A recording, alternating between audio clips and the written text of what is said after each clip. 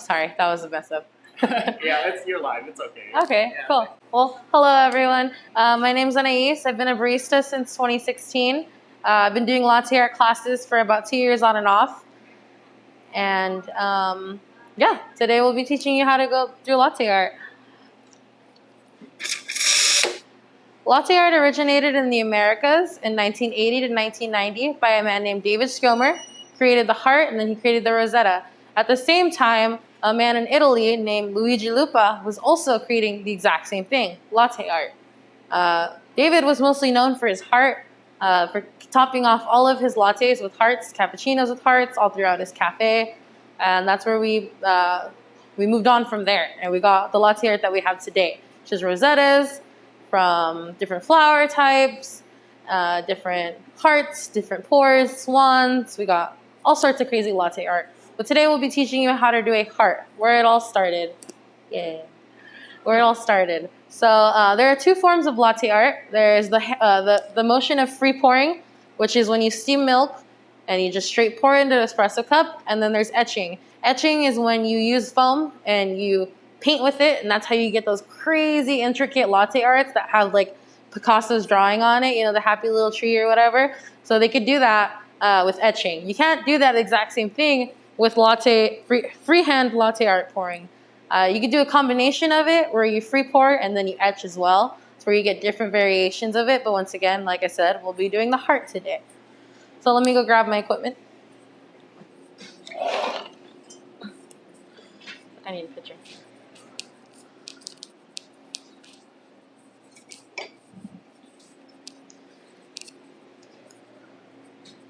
All right, I'm back. So some of the tools we'll be using today are a pitcher, which is used for milk steaming, a mug, which is used for the actual latte art espresso form.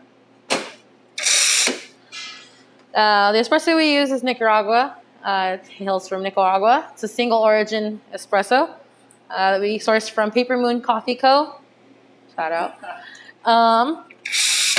And yeah, you typically want your latte from anywhere between 135 to 145 degrees in Fahrenheit.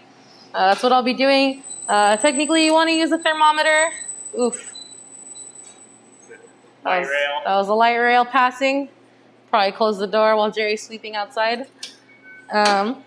Yeah, so the basics of latte art. So first, we're going to be teaching you water training, which is really similar. It's kind of just like dipping your feet in it just so you don't burn yourself with the milk and stuff. So we're actually just going to use water and a cup. Excuse my excitement. I'm very tired. So let me grab some water. Need a pan. All right. Just pour in some filtered water into here. And you typically, for a latte, want about 10 ounces. 10 ounces of water.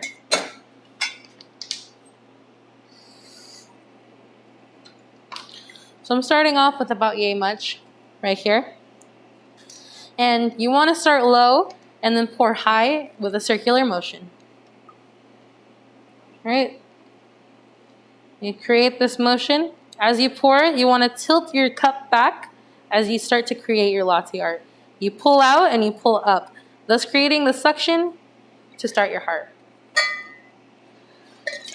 All right? So if you're at home, you're going to grab your pitcher, you're going to grab your cup, you're going to fill it to 10 ounces. And then you're just going to continue this.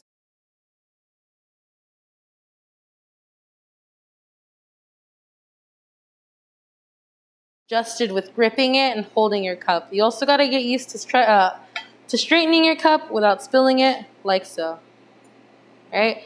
Because you got to imagine that's going to be really hot. It's 145 to 135 degree temperature.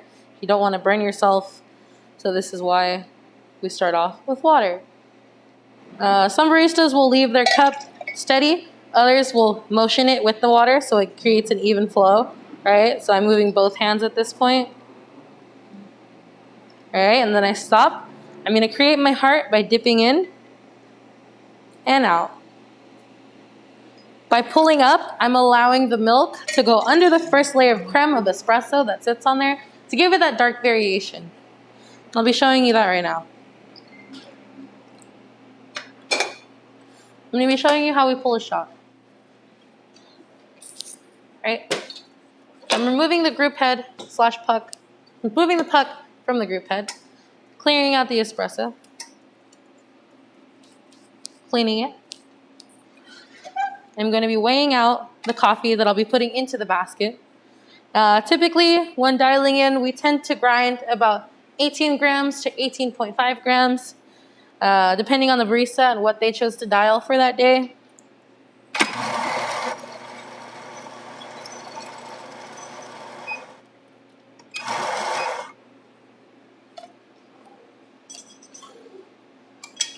Right? Evening out the espresso bed with my hand, not putting any pressure on it. Now I'm leveling out the bed of espresso so it's all nice and even and ready for me to tamp. Clearing it off. This is the tamp. This is a 30-gram tamp. It allows each pull to be precise and accurate. I'm warming up my espresso cup. Now, as my shot's pulling, I'm going to be pouring myself some milk, like I said, to about 10 ounces. Here we use Strauss Organic Whole Milk Barista Blend. Boink. Clearing out that nice steam. Go ahead and hear that. Beautiful. ASMR. Pulling out the steam wand. I'm integrating air and pressure into the milk to create that nice layer of foam for you. Microfoam, as they call it in barista world. Some more ASMR for you. Checking the temp with the palm of my hand. You'd want to use a thermometer if you're training, but for me and many other baristas at my level will often know based on the temperature of their skin. Crazy, I know it sounds, but we're actually pretty accurate. So now, Do I move to this? They're here. no, I'm gonna turn. I'll turn. Tamping out any bubbles that might be in the milk. I am keeping the milk alive, as I call it. So that's while you're mostly just incorporating all the milk fats together, so it's all well evenly distributed. So when you pour, it allows the foam to lay in the back. So now I'm going to be pouring my heart. Same motion you did while water training. Very steady motion. Right? And give it a little wiggle to get those layers in. And I'm going to pull up and out. Beautiful little heart. And that's how you create an art. So, while latte training art, you'll just continue that circular motion up until you get it. I recommend that you keep trying until you get more comfortable while holding it because you want to waste less milk. That's the whole point. You don't want to waste any milk while doing this. All right. So that is a heart. We're going to move on to the next latte art step. The next thing in latte art, aside from a heart, would be a tulip. A tulip is the same thing as a heart, except for you're going to push back and push forward. We'll go through that as well. 10 ounces of Strauss Organic Whole Milk, or whatever milk you use. If you want the same great quality as an organic blend, all you have to do is keep your pitcher in the fridge so it's nice and cool and ready for you to froth. This helps with the process of steaming. So now I'm going to pull another shot, clearing out this here.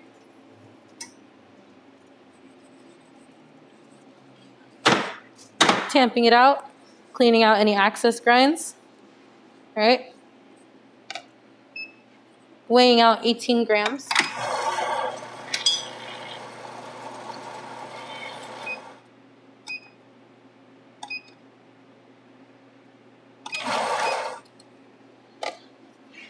Approximately.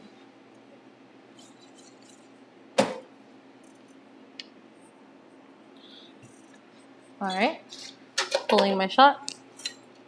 I'm gonna go grab another mug really quick.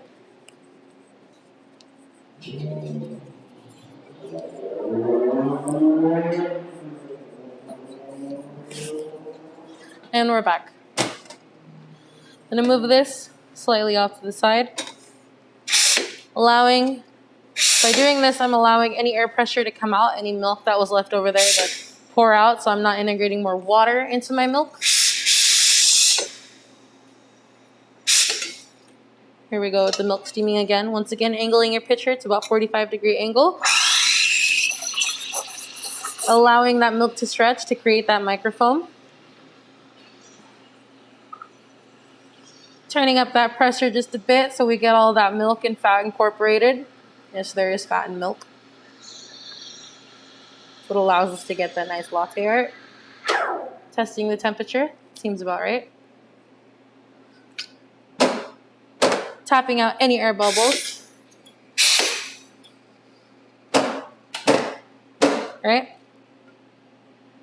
Pouring that espresso in. Keeping the milk alive. That's that version there. Yeah. Pouring some of that excess foam out. Frothed it just a little bit. You can do that.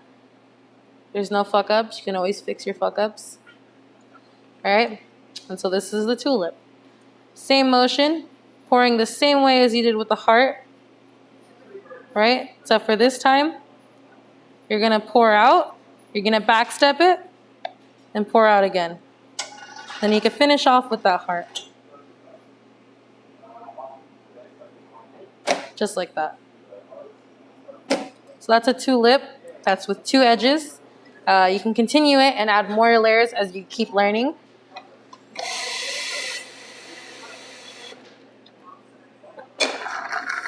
Alright, so you got 1 and 2, A and B. Let's move on to a 3-tier. I'm actually not going to waste this espresso cup. I'm going to pull out whatever's left in this dark liquid here.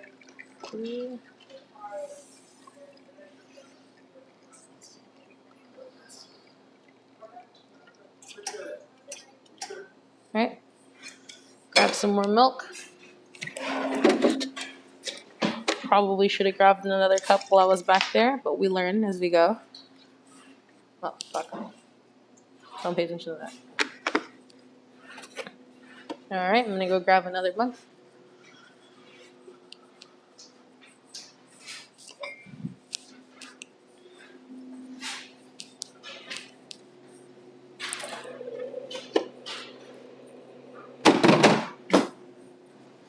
Adding some chocolate in there just to make a little surprise mocha.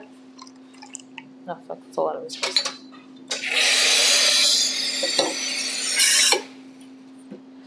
Once again, 45-degree angle. Stretch your milk. Listen to that nice stretch with that ASMR. Yeah, I should start an ASMR channel, huh? Okay.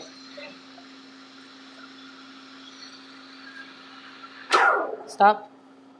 Good temperature. Just slightly burning the first layer of your skin, like every barista should. I got jokes.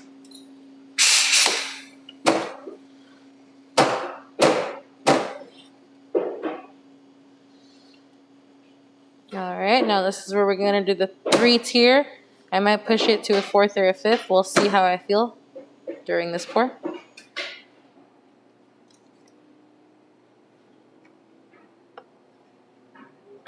One, 2, 3, 4, and 5.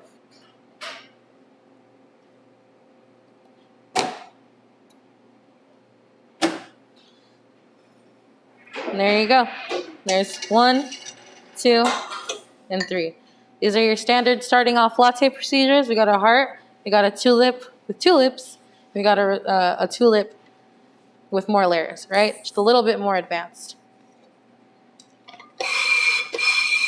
Keep water training at home, and hopefully you'll get the same results as I've been able to do. Thank you so much for joining this latte art class. My name is Anais, once again, with Paper Moon Cafe, downtown San Jose, 2nd and Santa Clara. Thank you. Should we can go and like see if people have questions. You know, I don't know. Oh yeah. Yeah, whatever. Like. Yeah. Feel free to ask any questions right now in the comments. Give me feedback. Okay. So we rejoined Thank you. the audio here. If you guys want to ask any specific questions. I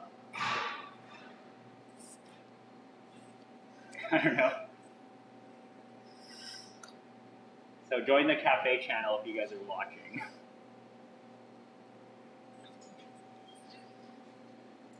we write your your handles in Instagram and stuff like that? Oh, yeah, no problem. Yeah.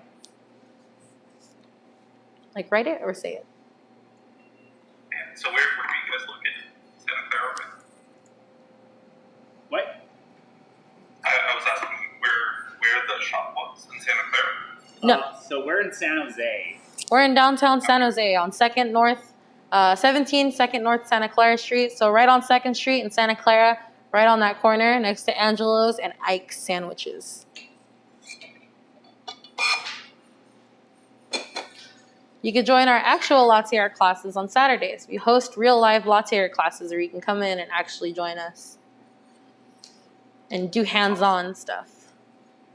So I want to echo what Charles said. Thanks again for doing this. This was pretty great. Yeah, no problem. I'm glad.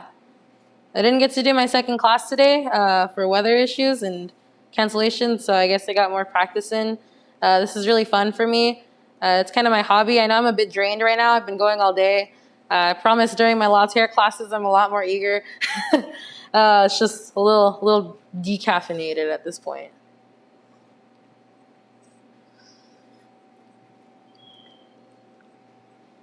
Yeah, it's pretty crazy that you don't see any bubbles at all. Oh, They've yeah, been the sitting there, smoothness. so, Oh, yeah. Yeah, it's a lot of practice, a lot of latte art water training. The biggest thing is water training for me. It's what I try to push out for everybody.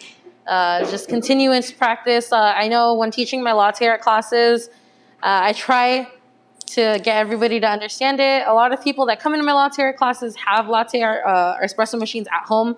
I always get great feedback from there. They're always telling me that as soon as they went home, they kept trying and they actually got it. Google doesn't help with that kind of stuff. I'm able to give more hacks and tricks through up close and personal things. So that's what people found have worked for them. Yeah, I had a quick question. Yeah. Some people say you should practice with hot soapy water. Is there any value in that? No, not at all. It doesn't matter.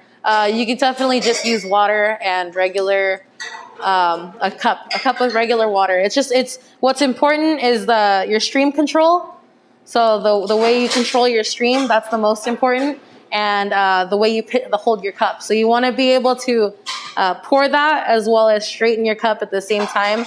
So it doesn't matter whether it's soapy water. You can use chocolate syrup. A lot of the times people will use just straight chocolate syrup with hot water and milk at home so they don't waste their espresso. You get little fancy hot chocolates there. But yeah, it doesn't have to be soapy water. I actually don't recommend. I don't know why people use soapy water. It doesn't really help in any way, I think. Just as long as you're able to get your stream control and your angling of your cup properly. That's all that matters. Thank you. No problem. I have a question. Do you have any advice in terms of, making good steam milk? I know I have a lot of problem with over-aerating. Any suggestion? Yes. So actually, when steaming milk, you almost want to not aerate at all. Barely any stretching. You want to just introduce that first stretch, like I was talking about, the first, and that's it. You want to smooth out your milk the rest of the way. You don't want to hear that at all. You don't want to do the up and down motion that Starbucks teaches you, and you don't want to do any of that stuff. Just a simple while continuously circulating your milk, tapping it out, keeping your milk alive, and that's what I meant by doing this. You want to keep it glossy like Rihanna up until the point where you're about to pour. Just keep it moving, and you want to pour pretty quickly because the slower you are, the more your milk fats will start to separate, and then you won't get that nice layer of foam on top. Oh, and keeping your pitcher in the fridge is really important. If you have just normal Target, Walmart milk, just casual, crystal milk or whatever, yeah, just you want to keep your pitcher in the fridge. That's the best advice I can give you to raise the quality of your milk just a little bit. Because by keeping your pitcher cold, your milk actually cold foams a little longer because you're frothing that cold foam milk first, and then you're incorporating that air and making it hotter slowly rather than having a at temperature milk pitcher or a hot pitcher, introducing steam into that, it won't give you that nice fluff. So always keep your fridge in the pitcher, or your pitchers in the fridge. Yes. Non-fat milk is the hardest to steam with. So if you're trying to steam with non-fat milk, it's not going to work. Oat milk is another harder one to steam with, unless you're using minor figures. Minor figures, oat milk is really good for barista steaming. It's really smooth, really clear. You can get it only at Paper Moon Cafe, downtown San Jose, example A. Originates from the UK, and it's often used in Japanese cafes. So it's really good for those reasons. It's not as creamy as oat milk, but it's also really good with cereal. So what's the difference between regular organic whole milk and that barista whole milk that you guys use? So the Barista Strauss organic milk, it has a lot of fat protein. It's really thick, and it says here, it's created specialty for the coffee industry. Barista organic whole milk is never ultra pasteurized. We lightly homogen, which creates the perfect conditions for steaming while retaining its sweet, well-rounded taste. So it's grass-fed, it's organic, happy cows, happy milk. Yeah, so I think the actual percentage on that is like 4 or 5%. It's a lot higher, I feel like. It's online. Yeah, you guys can find that. Yeah, you could totally get Strauss whole milk even here in downtown San Jose, or you could probably cop one from the Santa Clara location. But this is the best to use if you want that nice glossy Rihanna milk, as I call it.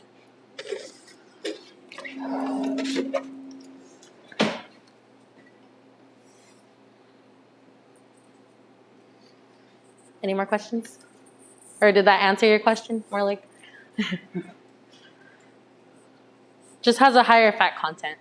That's it, really. And it allows it to kind of incorporate a lot better. It holds its fatty contents a lot better than like non-naturally processed milk. But if you want that same quality, like I said, just keep your pitcher in the fridge. Should help a lot. You should see some improvements with your milk as well. Great advice. Thank you so much. Yeah, no problem.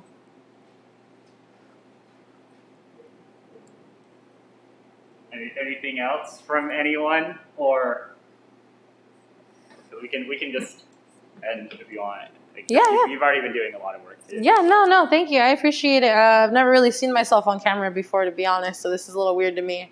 Nor have I talked on camera before. So thank you for this experience. Thank you guys for joining. I appreciate it. I hope I did good. I know I'm a little tired right now, but he's doing a great job with the cameras, so thank you too as well. Thank you. No problem. Okay. Okay. There you are. Oh wait, here I'll just tell people that we're just gonna end now. Bye. Yeah. Oh, the bike. Yeah. Okay. Thanks for coming, everyone.